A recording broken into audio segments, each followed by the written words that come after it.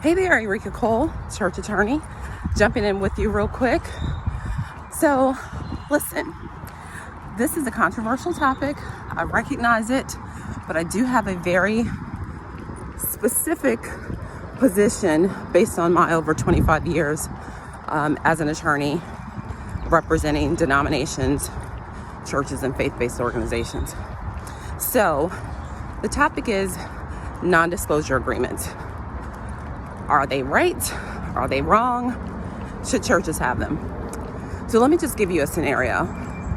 Your church is thriving, you're doing well, and as a pastor, you feel that the grace is lifted from pastoring and you're ready to transition to that next thing that God has for you. You know, I call that taking the next call, right? Being ready to take the next call. Sometimes there's this impression that because God has called you once to do this one thing, there can't be a new call. But of course there can be, because that's who God is. Just like the seasons, right? Seasons change. Seasons in our life change.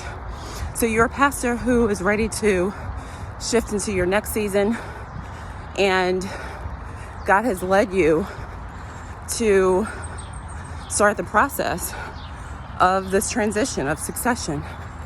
If you're going to be having a conversation with potential new leader or leaders, I absolutely encourage that you have a non-disclosure agreement going into these discussions.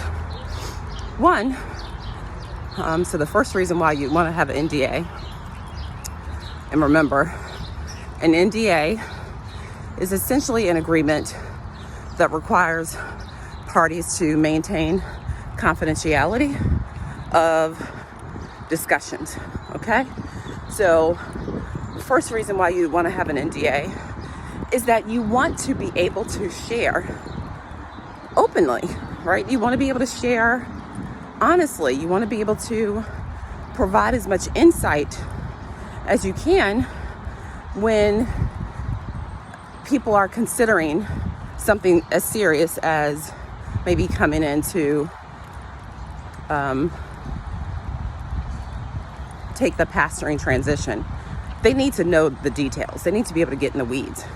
And one important way that you can feel comfortable sharing these details is by having a confidentiality provision in your NDA, your non-disclosure agreement. So nobody should know that you're having conversations. Nobody should know the details of the information that's shared. It should remain confidential between the parties. So number one is so that you can be open about the information that you're sharing. Second reason why you'd want to have an NDA, number two, is because you want to make sure that if after kicking the tires, right, if after observing all the information, the parties decide, you know, this really isn't for me, right, we're going to go our ways, you know, we'll go in peace, then you can do that without, God willing, the world being involved in your business, right? That's the second reason. The third and final reason is because you want to make sure that the information that that you're required to keep confidential as a church, you are responsible in managing that information. That's the third reason why you want to have an NDA. Sometimes people take churches using NDAs as you're hiding stuff, you're, you know, being, almost like being shady, but I see it in the very opposite view.